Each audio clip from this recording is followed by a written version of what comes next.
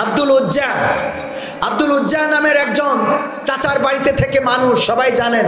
চাচাকে বললেন, চাচা মুহাম্মদ সম্বন্ধে আপনার ধারণা কি? মদিনাতে বসবাস, মুহাম্মদ হিজরত করে এসেছেন সাল্লাল্লাহু আলাইহি ওয়াসাল্লাম, হিজরত করে এসেছেন মদিনায়। বললেন মুহাম্মদ সম্বন্ধে আপনার ধারণা কি? আব্দুল উজ্জার চাচা বলল যে আমার মন বলে সে আখেরি জামানার পয়গম্বর বিশ্বনবী হযরত মুহাম্মদ সাল্লাল্লাহু আলাইহি ওয়াসাল্লাম। আব্দুল উজ্জা বললেন, চাচা তাহলে ইসলাম কবুল কেন করেন না? বলল আমার বাপদাদার ধর্ম, বাপদাদার দল তো ছেড়ে দিতে পারি না, এই জন্যে আমি ইসলাম কবুল করি না। আব্দুল উজ্জা বলল, চাচা তাহলে আমি ইসলাম কবুল করি। আব্দুল উজ্জার চাচা বলল, না এটা কোনোভাবে সম্ভব নয়, আমাদের বাপদাদার ধর্মকে জলাঞ্জলি দিতে পারি না। আব্দুল উজ্জা বলল, আমি মুহাম্মাদের পরে ঈমান আনতে চাই, আপনি যদি আনেন তো ভালো কথা, না আনলে আমি ঘোষণা দিচ্ছি লা ইলাহা ইল্লাল্লাহু মুহাম্মাদুর রাসূলুল্লাহ সাল্লাল্লাহু আলাইহি ওয়াসাল্লাম। আব্দুল উজ্জার চাচা বললেন, তোমার এর বিনিময়ে কি শাস্তি হতে পারে জানো? বললো, না জানি না।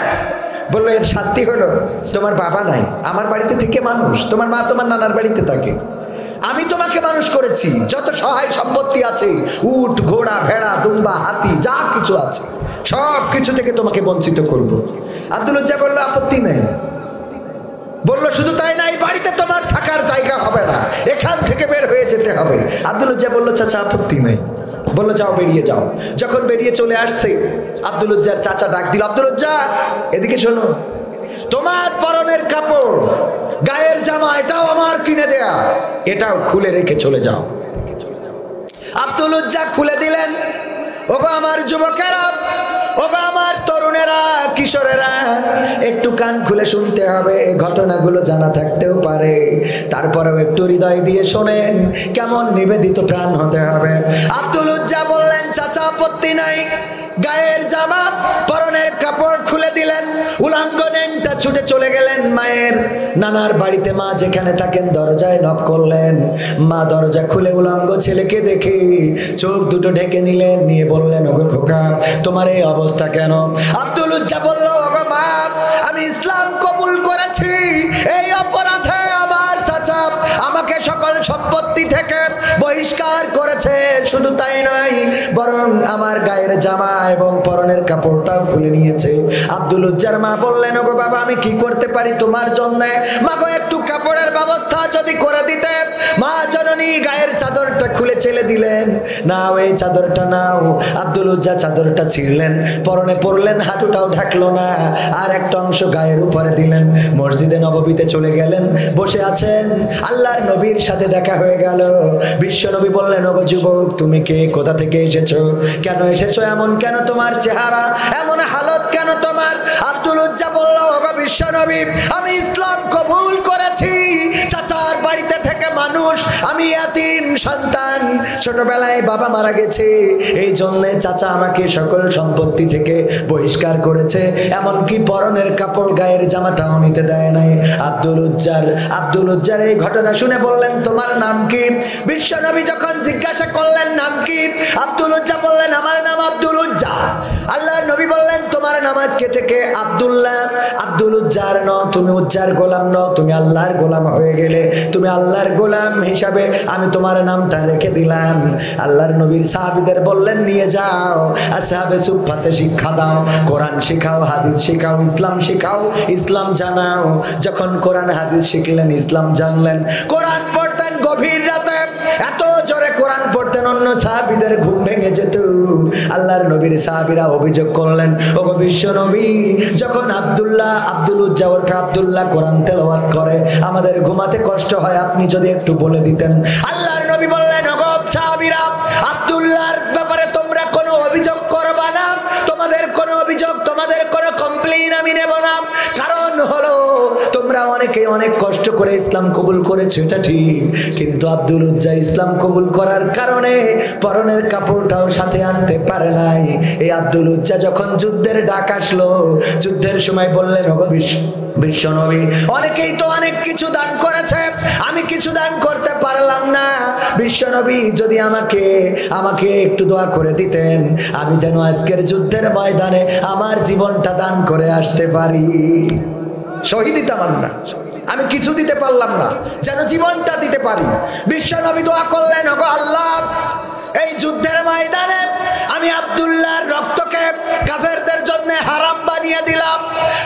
নবীর সাহাবী বললেন, বিশ্ব নবী, চাইলাম যুদ্ধের ময়দানে শহীদ হয়ে যাব, জীবনটা বিলিয়ে দেব, রক্ত দেব, কিন্তু আপনি দোয়া করে দিলেন আমার জীবনটা যেন, আমার রক্তটা যেন কাফেরদের জন্য হারাম হয়ে যায়, সেই দোয়া করে দিলেন নবী।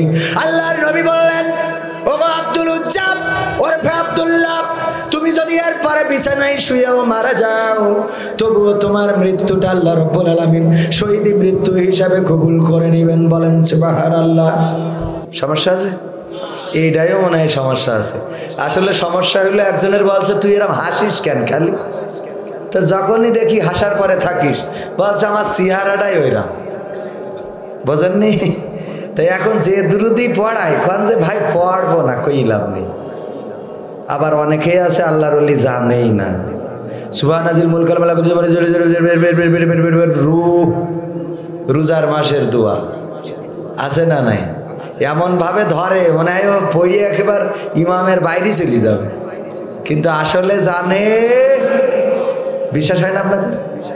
জানাজার নামাজ পড়েন, জানাজার দোয়া কয়জন জানেন? যদি হাত উঁচু করায় অনেকের হাত উঠবে না।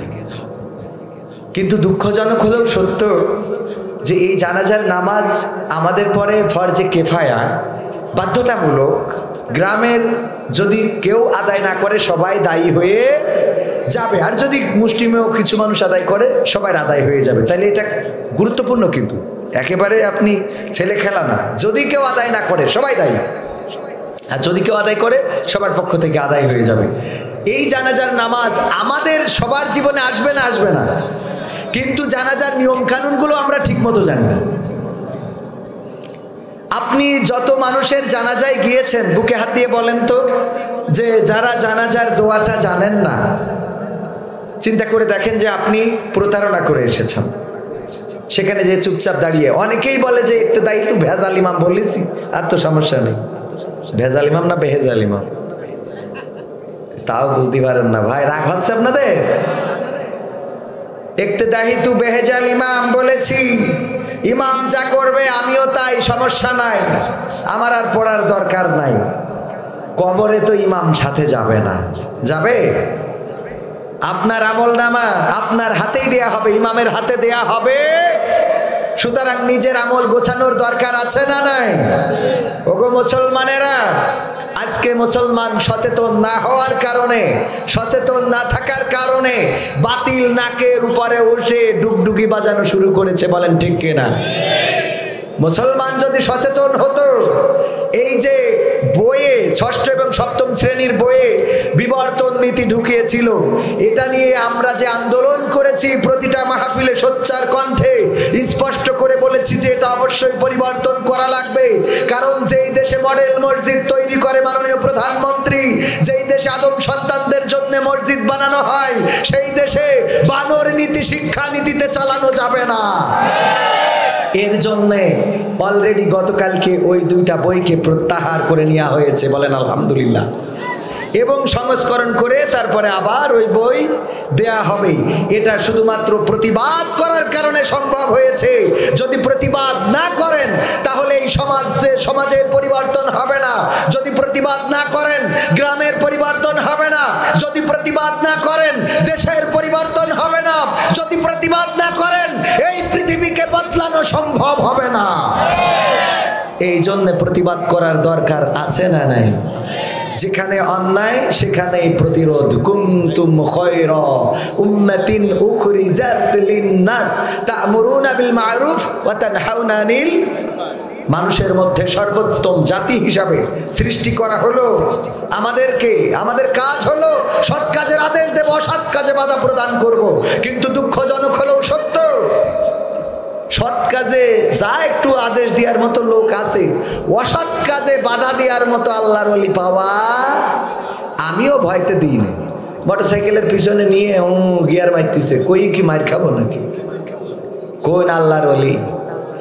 14ই ফেব্রুয়ারি আসছে, যুবকদের ঈদের আনন্দ আছে না নাই?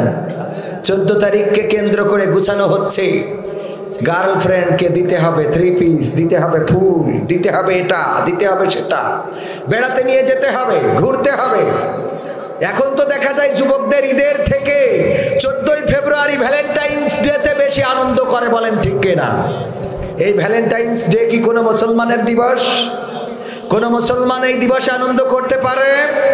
এই দিবসটা এসেছে ইহুদিদের থেকে, খ্রিস্টানদের থেকে, বৌদ্ধ নাছারাদের থেকে, এটা বেধর্মীদের থেকে এসেছে।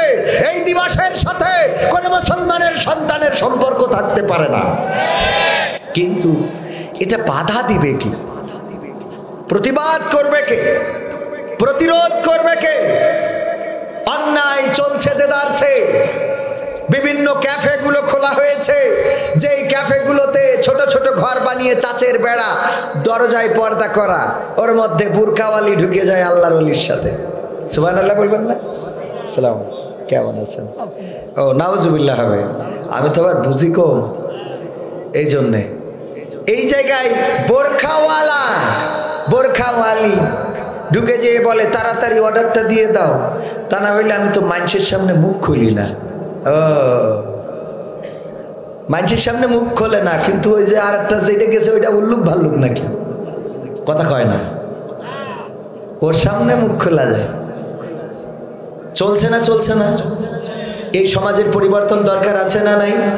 আপনি চিন্তা করলেন ওটা তো আমার কোনো সমস্যা না, আমার সন্তান না, আমার ভাই না, আমার পুতি না, আমার নাতি না, সুতরাং এ নিয়ে আমার মাথা ঘামানোর দরকারও নেই। এই চিন্তা যদি করেন, আল্লাহর কসম করে বলি, আপনি নাকে সরিষার তেল দিয়ে ঘুমাচ্ছেন, সেই দিন বেশি দূরে নয় যেই দিন আপনি জাহান্নামের কাঠখড়ি হয়ে ওপারে যেতে হবে আপনাকে।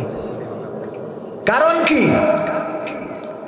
বগুড়ার নন্দীগ্রামে একটা মেয়ে সকালবেলা লাশ পাওয়া গেল, আইলের উপরে পড়ে আছে, হাতে মেহেদি দিয়া লাশ।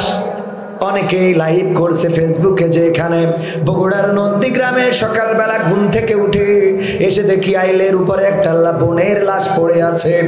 চারিদিকে মানুষেরা দাঁড়ানো, কেউ বা ফেসবুকে লাইভ দিচ্ছে, কেউ বা বলা বলি করছে কার মেয়ে, কি হলো, কিভাবে মারা গেল, কে মেরে রেখে গেল, কে ফেলে গেল। কিন্তু কারো মনে কোনো কষ্ট নাই, কারো মনে কোনো ব্যথা নাই। কেউ কোনোদিন এটা নিয়ে প্রতিবাদ করার চিন্তা করলো না। কেউ মনে করলো না যে কারো বোন মারা গিয়েছে, তার জন্য প্রতিবাদ হওয়া দরকার। কেউ মনে করলো না এটা নিয়ে সোচ্চার হওয়া দরকার। কেউ মনে করলো না এটা কেন হলো, এটার কারণ খুঁজে বের করা দরকার। ওখানে দাঁড়ানো মানুষগুলো কেউ চিন্তা করলো ওটা তো আমার বোন না, ওটা তো আমার মা না, ওটা তো আমার মেয়ে না, ওটা তো আমার স্ত্রী না, ওটা তো আমার খালা না, ওটা তো আমার ফুপু না, ওটা তো আমার ভাবি না, ওটা তো আমার ননদ না, ওটা তো আমার কেউ হয় না। সুতরাং আমার এত মাথা ঘামানোর কি আছে? কিন্তু একবারও কি চিন্তা করেছেন ওই মেয়েটাও কারো না কারো স্ত্রী, কারো না কারো বোন, কারো না কারো মা হতে পারে, কারো না কারো সন্তান, কলিজার টুকরা, তিলে তিলে বড় করেছে, বুকের দুগ্ধ পান করিয়ে তিলে তিলে বড় করলো। মেয়ের কষ্ট কোনোদিন সহ্য করে নাই, যা চেয়েছে বাবা তাই কিনে দিয়েছে, যখন যা আবদার করেছে, বায়না করেছে, সব পূরণ করে দিয়েছে। কিন্তু কে বা কারা তাকে ধরে নিয়ে হাতের মেহেদির রংটা এখনো যায় নাই, হত্যা করে ক্ষেতের সরিষা ক্ষেতের আইলের উপরে লাশটা ফেলে রেখে চলে গেছে। পৃথিবীবাসী চিন্তা করলো আমার কোনো চিন্তা করার দরকার নাই, কারণ আমার কেউ না, আমার কোনো আপন না। চিন্তা করেন না, ভালো কথা, কিন্তু এমন একদিন আসবে আপনার বোনকে হত্যা করে রাখা হবে, আপনার মেয়েকে ওইভাবে ধর্ষণ করে, গণধর্ষণ করে ফেলে রাখা হবে আপনার চোখের সামনে। আপনাকে গাছের সাথে বেঁধে আপনার স্ত্রীকে ধর্ষণ গণধর্ষণ করবে। আপনি যেহেতু অন্যের বিপদে সোচ্চার হন নাই, তেমনি আপনার বিপদের দিনেও কেউ প্রতিবাদ করবে। সুতরাং অন্যায় যেখানে, প্রতিবাদ সেখানে করতেই হবে। আর এই প্রতিবাদ করতে যে যদি জীবনও শেষ হয়ে যায় তাতে দুঃখ নাই, কারণ অন্যায়ের বিরুদ্ধে যদি আপনি প্রতিবাদ করতে যেয়ে মারা যান, আল্লাহ রাব্বুল আলামিন আপনাকে আজ আপনার জীবন মৃত্যুর বিনিময়ে শহীদের দরজা নসিব করে দেবেন। বলেন সুবহানাল্লাহ। সেই শহীদ হওয়ার আকাঙ্ক্ষা আছে? বিশ্বনবী বলেছেন কারো হৃদয়ের মধ্যে যদি শহীদ হওয়ার আকাঙ্ক্ষা না থাকে তার মৃত্যু হবে মুনাফিকের মৃত্যু। কার মৃত্যু? মুনাফিকের মৃত্যু। যার মধ্যে শহীদ হওয়ার আকাঙ্ক্ষা নাই তার মৃত্যু হবে মুনাফিকের মৃত্যু। সুতরাং জীবনকে তৈরি করেন আল্লাহর রাস্তায় বিলিয়ে দেওয়ার জন্য। মারা তো যেতেই হবে, আজ হোক কাল হোক, মারা যাব না? মারা যাব কি না? আমাকে শহীদ করে সেই মিছিলে শামিল করে নিও, যেই মিছিলের নেতা আমির হামজা, খুবাইব খাবাব তোমার ছিল যারা অতি প্রিয়, শামিল করে নিও, আমাকে শহীদ করে সেই মিছিলে শামিল করে নিও। বলেন আমিন। সেই মিছিলে শামিল হওয়ার আকাঙ্ক্ষা রাখতে হবে, যেভাবে আল্লাহ রাসূলের সাহাবীরা শাহাদাতের মৃত্যু আকাঙ্ক্ষা করতেন। আবু যর আব্দুল উজ্জা নামের একজন চাচার বাড়িতে থেকে মানুষ, সবাই জানেন। চাচাকে বললেন, চাচা মুহাম্মদ সম্বন্ধে আপনার ধারণা কি? মদিনাতে বসবাস, মুহাম্মদ হিজরত করে এসেছেন, সাল্লাল্লাহু আলাইহি ওয়াসাল্লাম হিজরত করে এসেছেন মদিনায়। বললেন মুহাম্মদ সম্বন্ধে আপনার ধারণা কি? আব্দুল উজ্জার চাচা বলল যে আমার মন বলে সে আখেরি জামানার পয়গম্বর বিশ্বনবী হযরত মুহাম্মদ সাল্লাল্লাহু আলাইহি ওয়াসাল্লাম। আব্দুল উজ্জা বললেন, চাচা তাহলে ইসলাম কবুল কেন করেন না? বলল আমার বাপদাদার ধর্ম, বাপদাদার দল তো ছেড়ে দিতে পারি না, এই জন্যে আমি ইসলাম কবুল করি না। আব্দুল উজ্জা বলল, চাচা তাহলে আমি ইসলাম কবুল করি। আব্দুল উজ্জার চাচা বলল, না, এটা কোনোভাবে সম্ভব নয়, আমাদের বাপদাদার ধর্মকে জলাঞ্জলি দিতে পারি না। আব্দুল উজ্জা বলল, আমি মুহাম্মাদের পরে ঈমান আনতে চাই, আপনি যদি আনেন তো ভালো কথা, না আনলে আমি ঘোষণা দিচ্ছি লা ইলাহা ইল্লাল্লাহু মুহাম্মাদুর রাসূলুল্লাহ সাল্লাল্লাহু আলাইহি ওয়াসাল্লাম। আব্দুল উজ্জার চাচা বললেন, তোমার এর বিনিময়ে কি শাস্তি হতে পারে জানো? বললো, না জানি না। বললো, এর শাস্তি হলো তোমার বাবা নাই, আমার বাড়িতে থেকে মানুষ, তোমার মা তোমার নানার বাড়িতে থাকে, আমি তোমাকে মানুষ করেছি, যত সহায় সম্পত্তি আছে, উট ঘোড়া ভেড়া দুম্বা হাতি যা কিছু আছে সব কিছু থেকে তোমাকে বঞ্চিত করব। আব্দুল উজ্জা বললো, আপত্তি নেই। বললো, শুধু তাই না, এই বাড়িতে তোমার থাকার জায়গা হবে না, এখান থেকে বের হয়ে যেতে হবে। আব্দুল উজ্জা বললো, চাচা আপত্তি নেই। বললো, যাও, বেরিয়ে যাও। যখন বেরিয়ে চলে আসছে, আব্দুল উজ্জার চাচা ডাক দিল, আব্দুল উজ্জা এদিকে শোনো, তোমার পরনের কাপড় গায়ের জামা এটাও আমার কিনে দেয়া, এটাও খুলে রেখে চলে যাও। আব্দুল উজ্জা খুলে দিলেন। ওগো আমার যুবকেরা, ওগো আমার তরুণেরা, কিশোরেরা, একটু কান খুলে শুনতে হবে, ঘটনাগুলো জানা থাকতেও পারে, তারপরেও একটু হৃদয় দিয়ে শোনেন, কেমন নিবেদিত প্রাণ হতে হবে। আব্দুল উজ্জা বললেন, চাচা আপত্তি নাই। গায়ের জামা পরনের কাপড় খুলে দিলেন, উলাঙ্গ নেংটা ছুটে চলে গেলেন মায়ের নানার বাড়িতে। মা যেখানে থাকেন দরজায় নক করলেন, মা দরজা খুলে উলাঙ্গ ছেলেকে দেখে চোখ দুটো ঢেকে নিলেন, নিয়ে বললেন, ওগো খোকা তোমার এই অবস্থা কেন? আব্দুল উজ্জা বলল, ওগো মা আমি ইসলাম কবুল করেছি, এই অপরাধে আমার চাচা আমাকে সকল সম্পত্তি থেকে বহিষ্কার করেছে, শুধু তাই নয় বরং আমার গায়ের জামা এবং পরনের কাপড়টাও খুলে নিয়েছে। আব্দুল উজ্জার মা বললেন, ওগো বাবা আমি কি করতে পারি তোমার জন্য? মা গো একটু কাপড়ের ব্যবস্থা যদি করে দিতে। মা জননী গায়ের চাদরটা খুলে ছেলে দিলেন, নাও এই চাদরটা নাও। আব্দুল উজ্জা চাদরটা ছিঁড়লেন, পরনে পরলেন, হাঁটুটাও ঢাকলো না, আর একটা অংশ গায়ের উপরে দিলেন। মসজিদে নববীতে চলে গেলেন, বসে আছেন, আল্লাহর নবীর সাথে দেখা হয়ে গেল। বিশ্ব নবী বললেন, ওগো যুবক তুমি কে, কোথা থেকে এসেছো, কেন এসেছো, এমন কেন তোমার চেহারা, এমন হালত কেন তোমার? আব্দুল উজ্জা বলল, ওগো বিশ্ব নবী আমি ইসলাম কবুল করেছি, চাচার বাড়িতে থেকে মানুষ, আমি ইয়াতীম সন্তান, ছোটবেলায় বাবা মারা গেছে, এই জন্য চাচা আমাকে সকল সম্পত্তি থেকে বহিষ্কার করেছে, এমনকি পরনের কাপড় গায়ের জামাটাও নিতে দেয় নাই। আব্দুল উজ্জার এই ঘটনা শুনে বললেন, তোমার নাম কি? বিশ্ব নবী যখন জিজ্ঞাসা করলেন নাম কি, আব্দুল উজ্জা বললেন, আমার নাম আব্দুল উজ্জা। আল্লাহর নবী বললেন, তোমার নাম আজকে থেকে আব্দুল্লাহ। আব্দুল উজ্জার ন, তুমি উজ্জার গোলাম ন, তুমি আল্লাহর গোলাম হয়ে গেলে, তুমি আল্লাহর গোলাম হিসাবে আমি তোমার নামটা রেখে দিলাম।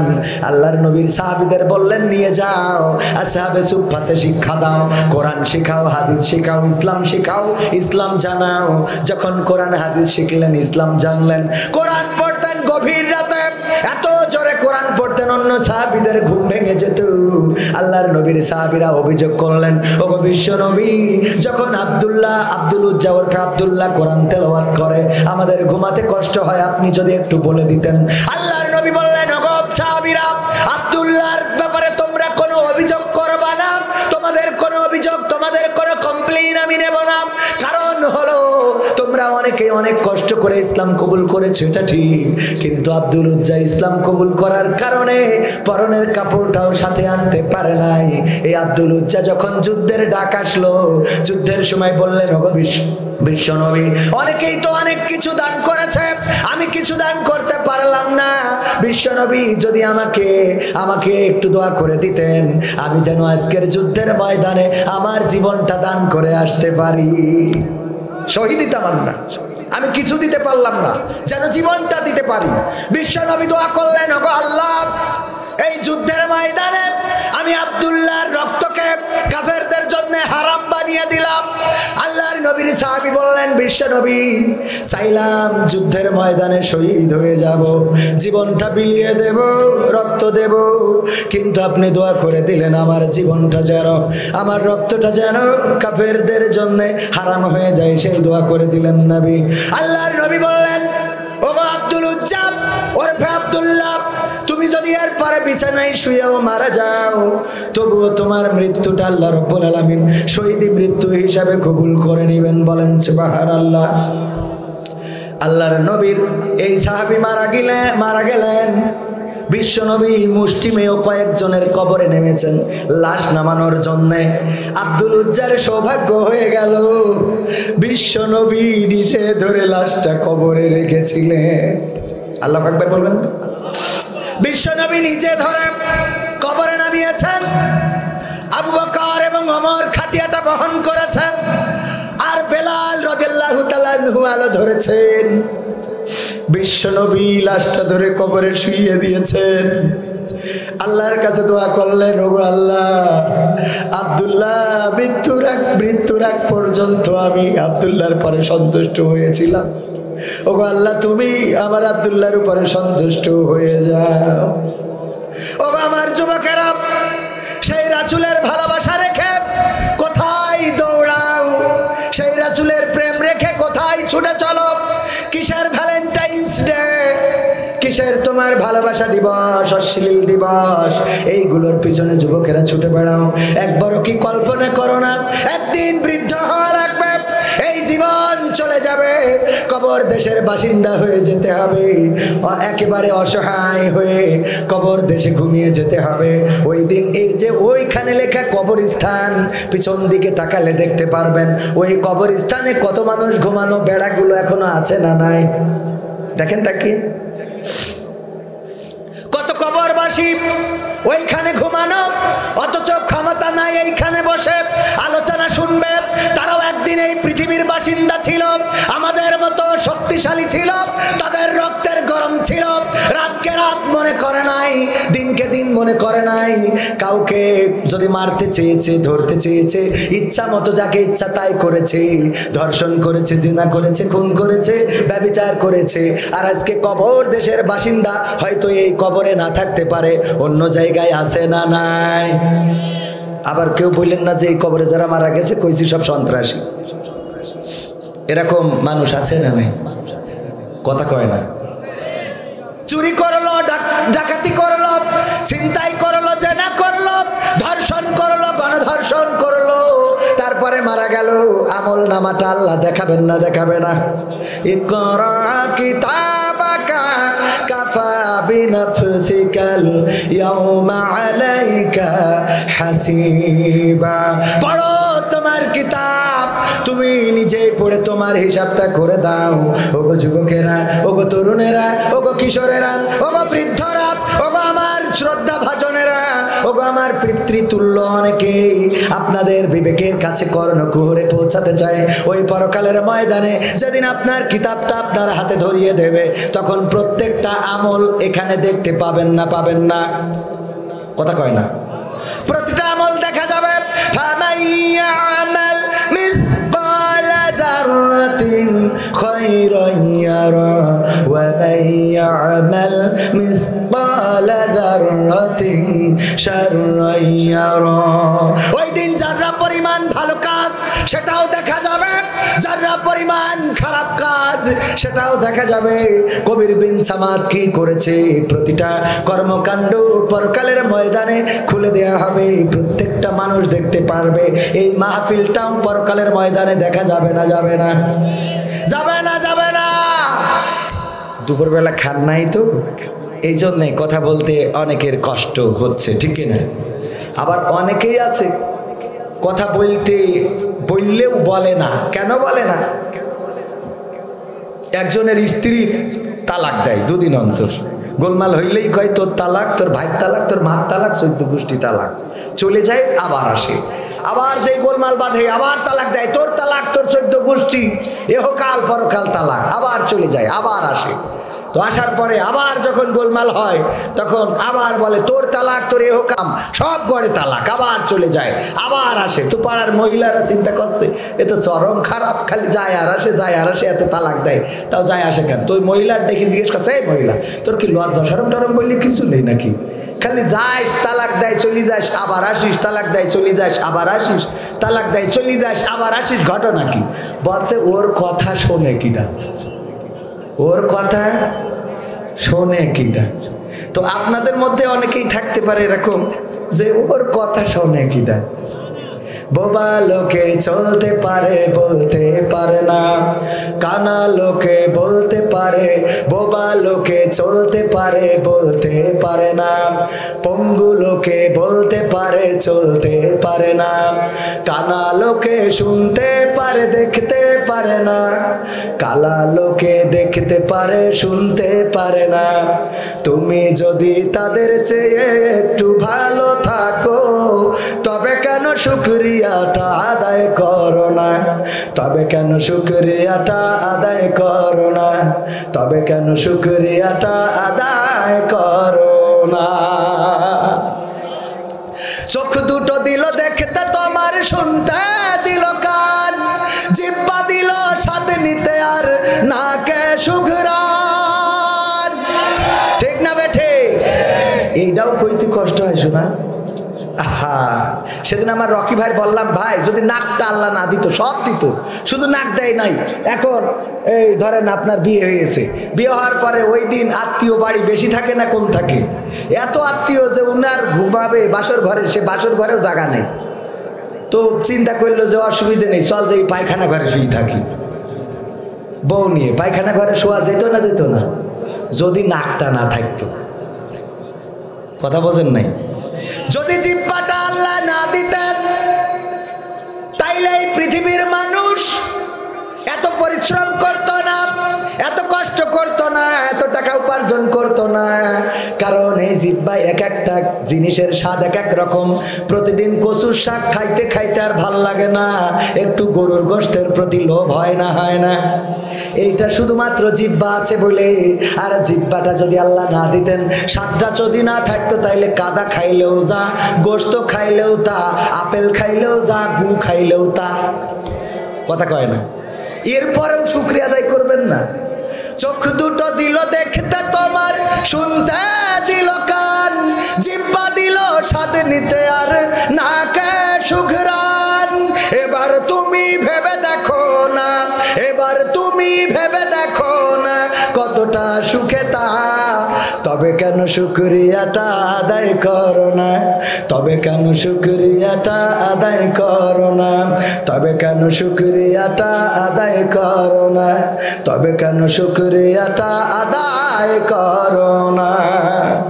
দুটি হাত দিল ধরতে তোমার, যখন যেটা চাও, যেথাই সেথাই যাওয়ার জন্য দিলেন দুটি পাও। তাও ঠিক কয় না। অথচ এই যুবকেরা পা না থাকলে তোর ডাইলিং তোর মুখে ইউ করতো না। কি করতো না বুঝল? হ্যাঁ,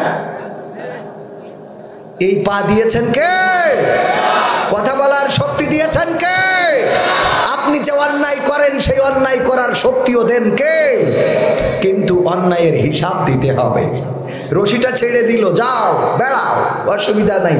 কাইফা তাকফুরুনা বিল্লাহি ওয়া কুনতুম আমওয়াতান ফাআহইয়াকুম সুম্মা ইউমীতুকুম সুম্মা ইউহয়িকুম সুম্মা ইলাইহি তুরজাউন।